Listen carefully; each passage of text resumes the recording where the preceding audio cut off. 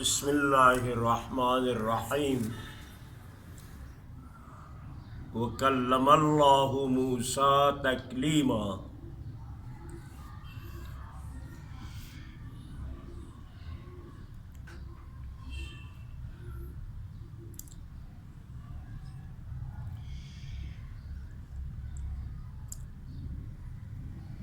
کسی چیز کو، کسی شخص کو، کسی فرد کو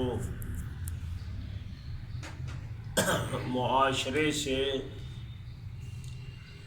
یا اس کی اہداف عالیہ سے دور کرنے کا دو طریقہ ہے۔ ایک رضاکار کرائی کے فوج، غیر مسلم فوج وغیرہ، عسکری وغیرہ کے یا کرائے کی دہشت گرد لگا کے مارتے ہیں اور اغوا کرتے ہیں، لے کے جاتے ہیں۔ ایک دفعہ اپنے جانی پہچانی والوں سے مارتے ہیں، ایک دفعہ اس کے عزیز ترین افراد سے مارتے ہیں، قریب ترین افراد سے۔ عزیز ترین، قریب ترین افراد سے مارنے کا مطلب یہ ہوتے ہیں کہ وہ یہ شخص ہے جس کے اعزاء نے اس کو مسترد کیا، رشتہ داروں نے اس کو مسترد کیا، اولاد نے اس کو مسترد کیا، والدین نے ان کو مسترد کیا۔ ایک مثال دے رہا ہوں، یہاں مقصد یہ نہیں ہے اصل میں۔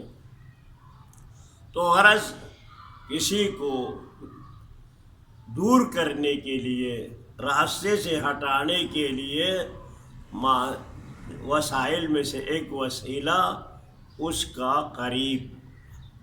قریبی ہے چیز ہے۔ تو کہتے ہیں قرآن کریم جو ہے کسی کی سمجھ میں آنے والا نہیں ہے۔ یہ بات مشرکین نے کہا تھا تو کوئی اثر نہیں ہوا، خود مشرکین اسی کے پیچھے لگ گیا۔ یہ کیا مشرکین کا یہ سمجھ میں نہیں آئے، وہ خود کہنے والے جا کے ادھر کونے میں بیٹھے، پیچھے بیٹھے، کیا کہتا ہے۔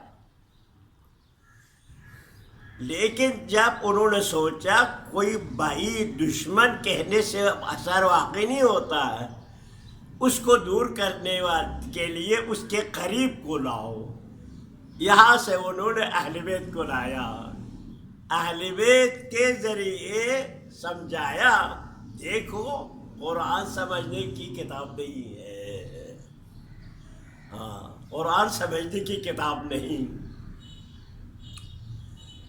یہ باتیں انہیں کی۔ کبھی کبھی وہ جا کے خود اہل بیت سے کہلوایا کہ نہیں ہے، اپنی پسند کی بات کہلانے کے والوں سے اہل بیت کا نام لیا ہے۔ اہل بیت ایسا ذوات نہیں تھے کہ وہ قرآن سے جنگ کرے، قرآن کو دور کرے، ان کا کل سرمایہ قرآن تھے۔ اصل اہل بیت کا اصل سرمایہ قرآن محمد ہے۔ یہ جن کو یہ اہل بیت کے نام دیتا ہے، یہ ابی الاسد خطابی کے اہل بیت ہے، منذر ابن جارود کے اہل بیت ہے، عبید اللہ مہدی کے اہل بیت ہے، یا شیخ احمد احسائی کی اہل بیت ہے۔ یہ اہل بیت رسول اللہ نہیں جن کی طرف یہ غلط باتیں نسبت دی ہے۔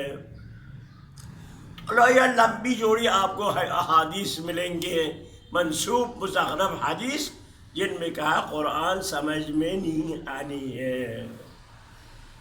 اب ہم یہ سوال کریں گے حضور علی قرآن کیوں سمجھ میں نہیں آئے؟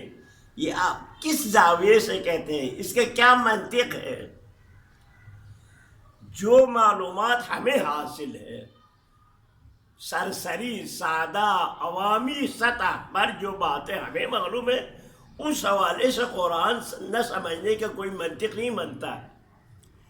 آئیے قرآن کیا ہے؟ یہ تو قرآن کلام اللہ ہے۔ کلام کی کیا تعریف ہے؟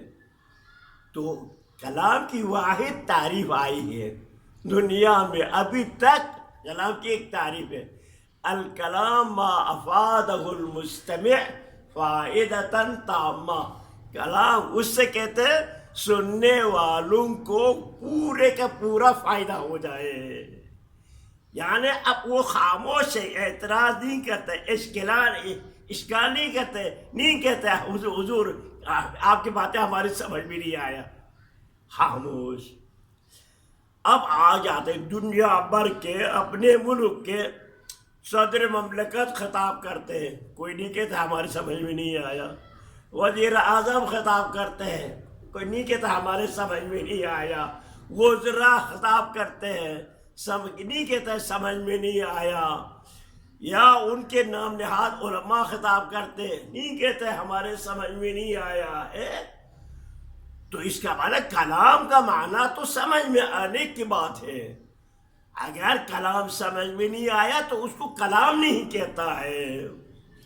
اب اللہ نے موسیٰ سے خطاب کیا، یا موسیٰ سن لو، کلم اللہ موسیٰ تکلیما، موسیٰ نے نہیں کہا اللہ حضور معاف کرے آپ کی باتیں ہماری سمجھ میں نہیں آیا، ایسا نے نہیں کہا ہمارے سمجھ میں نہیں آیا، ابراہیم نے نہیں فرمایا ہمارے سمجھ میں نہیں آیا، حواریین نے ایسا سے نہیں کہا آپ کی باتیں ہماری سمجھ میں نہیں آئے گی۔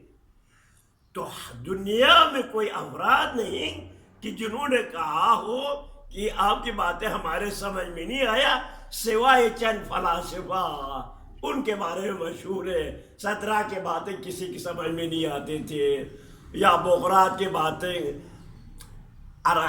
یعنی سقراط کے بارے میں تو یہ معروف ہے کہ وہ عوامی سطح کی بات کرتے تھے، تو فلاسفہ کی بات بھی سمجھ میں آ رہا ہے، تو قرآن کیوں سمجھ میں نہیں آ رہا ہے؟